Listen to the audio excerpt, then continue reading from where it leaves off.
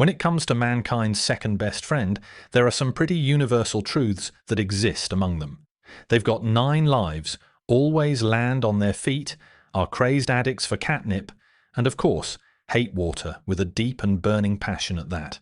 Now, I was obviously being a bit sarcastic when I said universal truths, but it is accurate that many cats do actually dislike water, and they have some pretty good reasons to accomplish so.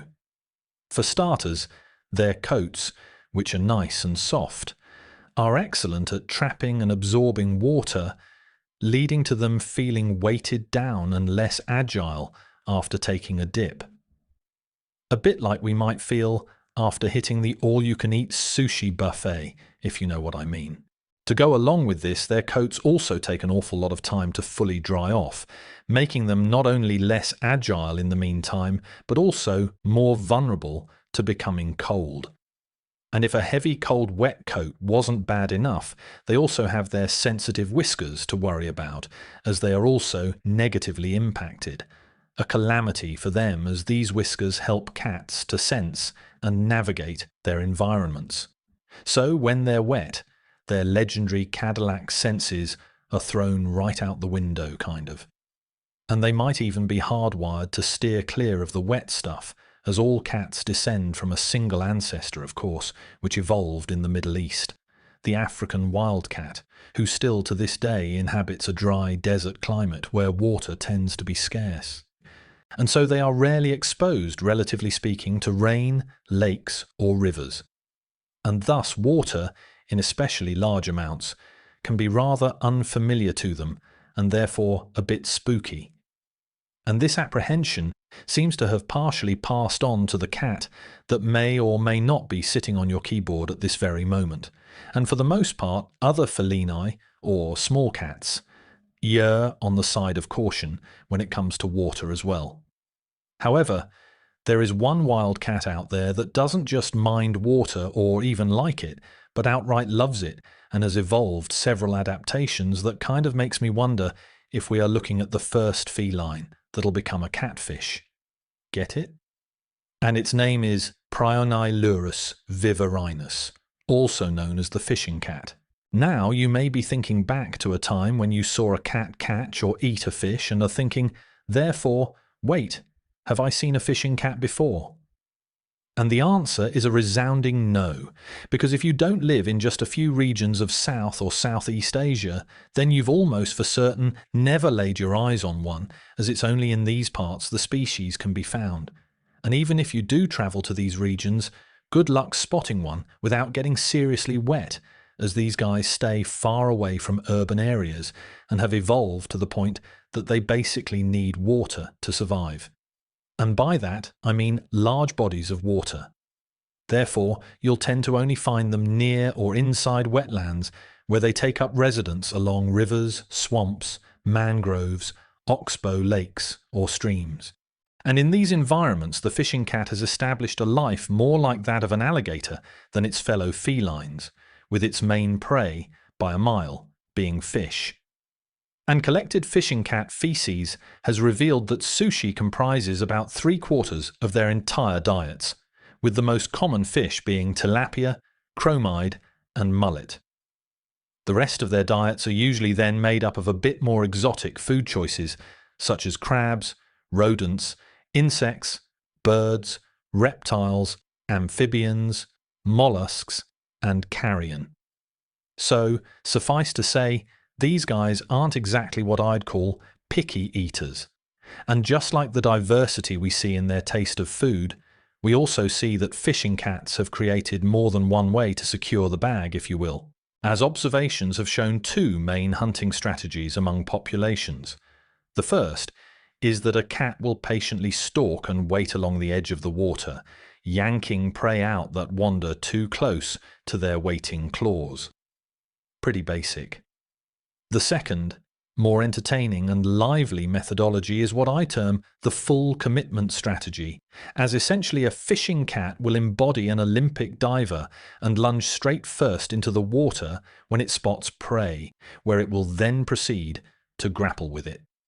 And to accomplish this, like the goat that it is, the fishing cat has some remarkable features on its side, which you don't usually see in other kitties.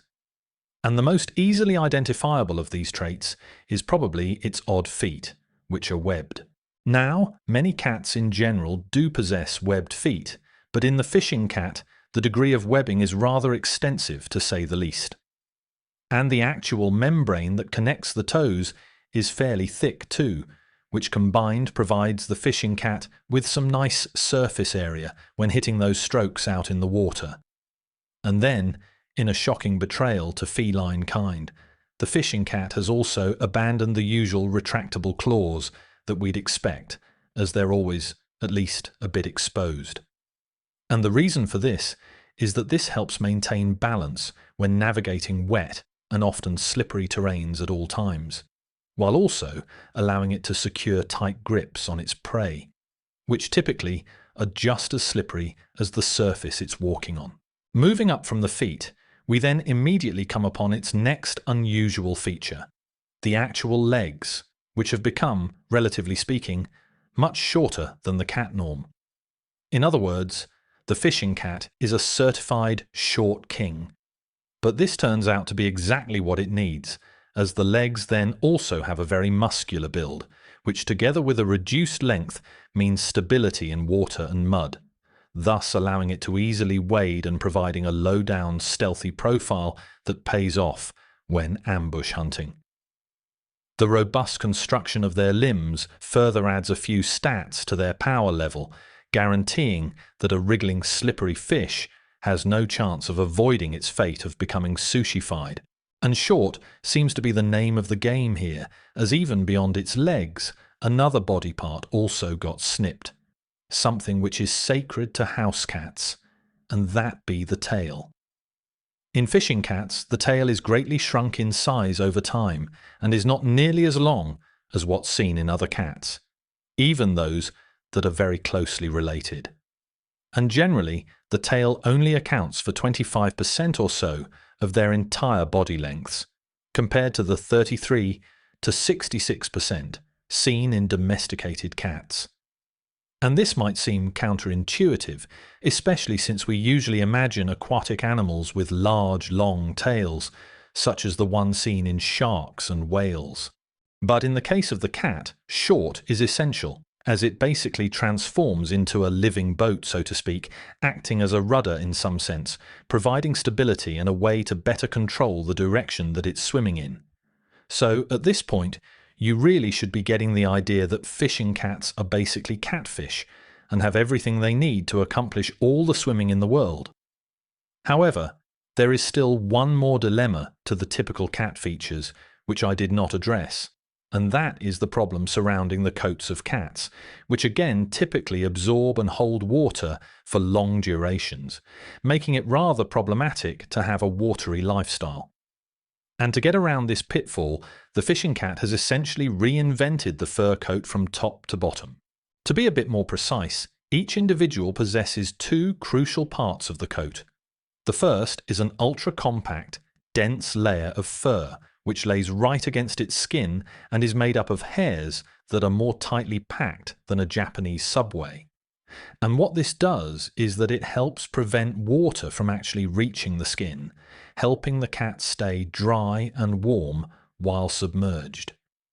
Then separately, it also has some nifty hairs called guard hairs, which are longer and help it easily shed water. Additionally, it is these guard hairs that also give the fishing cat its distinctive appearance and camouflage, with deep yellowish-grey fur covering its body that is then adorned with various black lines and spots, which also makes it very unlikely that you would mistake the fishing cat for a house pet. And something else about this feline that sets it apart from domesticated cats is that it's a plumpster, and actually the heaviest species of the entire genus it belongs to, Prionilurus, with adults sometimes reaching 37 pounds or 17 kilos in weight, making it also among the largest species of felini, which again are the small cats.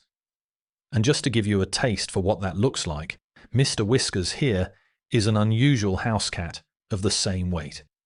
And in the case of Mr. Whiskers, he may need to cut back on the kibble. But for fishing cats, this additional weight is crucial for tackling larger fish that can be deceptively powerful in their own right. So all in all, these guys obviously have a knack for fishing and are very well adapted for that beach life. But how exactly does something like this happen with cats? And the answer, some trial and error and a whole lot of time.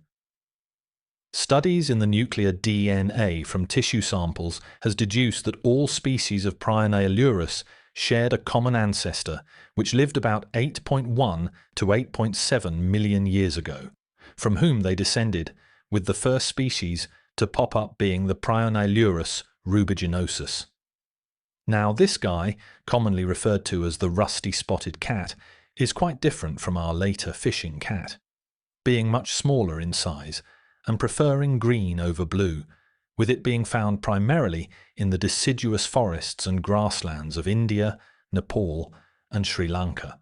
From these areas, the genus spread out and radiated, leading to the next species, the flat-headed cat, who is something of a hybrid between the fishing and rusty cat, seeing that it does eat a lot of fish and hangs around riverine environments, but it still doesn't actually like to venture into the depths.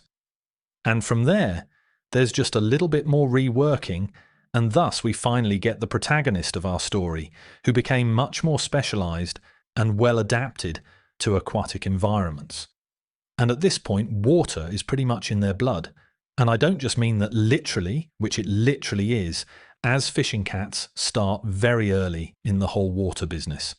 In fact, newborns will instinctively start playing in the water at just 2 months old, which at that point they haven't even fully weaned onto solid foods. And so therefore, by the time they actually reach adolescence, treading water is already second nature to these guys. And lucky for them, they have kept the excellent senses that cats are known for, including amazing smell and quick reflexes, while they also have evolved relatively large eyes that are close together.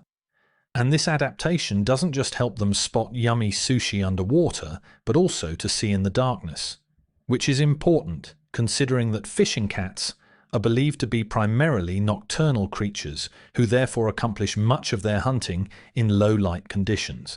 And that's pretty crazy, as I mean, personally, I think trying to catch fish at night with my bare hands would probably be impossible, yet they obviously get the job done and accomplish it well, even being known to build their own mini fishing kingdoms, as each individual cat can achieve remarkable ranges, which in some cases far exceed the size of Central Park, with males in particular being able to establish territories that are 6 times the total size of the park.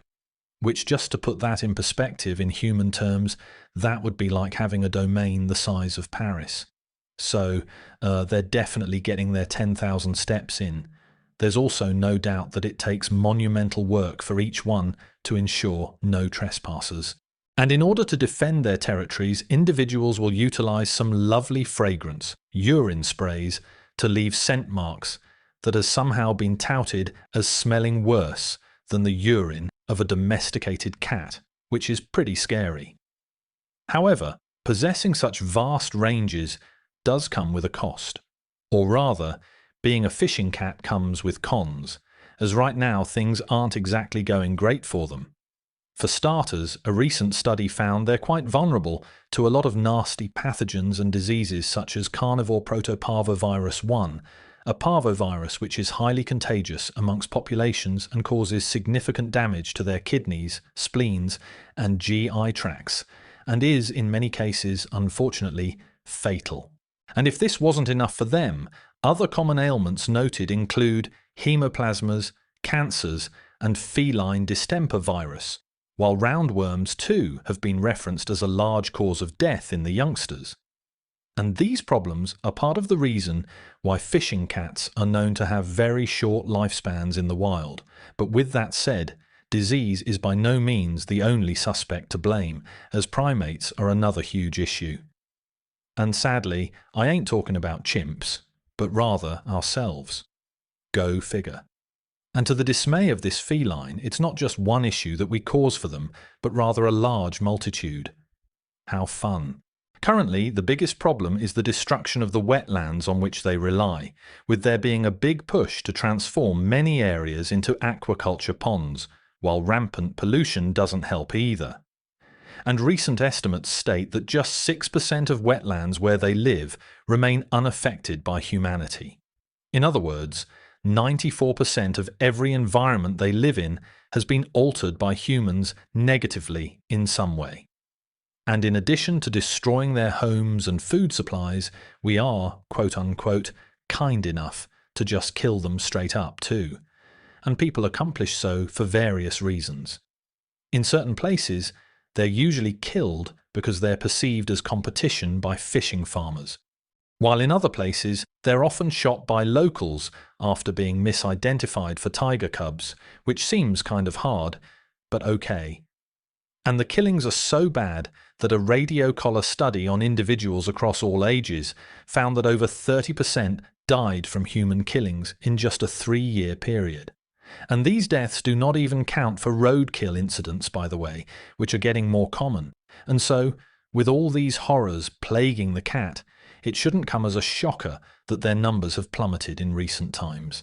And in a 5-year period alone, from 2010 to 2015, it's believed that 30% of the entire global population died out. So that's like the Black Death in Europe kind of numbers. And as a result of this alarming trend, the cat was eventually classified as a vulnerable animal, and that was back in 2016. So who knows how many have died since then. But it's thought their wild numbers range from 10,000 to as few as 2,000 individuals across the entire planet. So, a travesty, no doubt. And it's not every day you get a cat that spends its time in water rather than land. However, and this is a big however, while there is a large hill in front of it metaphorically, not all news is doom and gloom for the fishing cat, as there are those out there trying their best to preserve this amazing creature. For starters, it has earned a protection status by national legislations in most of its habitats, and hunting has been banned outright by the majority of countries it lives in. While in Laos there are regulations, and Bhutan, Malaysia and Vietnam all have designated protection zones, but I personally say we have to expand that to whole country level zones. And there's also been a rise in organisations interested in saving this unique feline who work with locals to provide alternative means of acquiring food and income that don't require kabooming the wetlands to smithereens. And I'll be dropping some links in the comments below with some more information, so please go check that out. And so this is obviously all welcome news, but unfortunately, or rather, perhaps fortunately, not everyone is so optimistic that the current efforts are enough to permanently get the fishing cat over the hump, so to speak. And so these guys have gotten an insurance plan, which is various zoos around the world keeping populations just in case they get wiped out in the wild, which is both good, but also not a lovely thought to think about. And I, for one, am really hoping we can avoid this and get our act together to make a concerted effort to save these guys, as I'd like to imagine the possibility of having fishing cats in the near future. So check out the comments or description for those links. Thanks for watching, and until next time.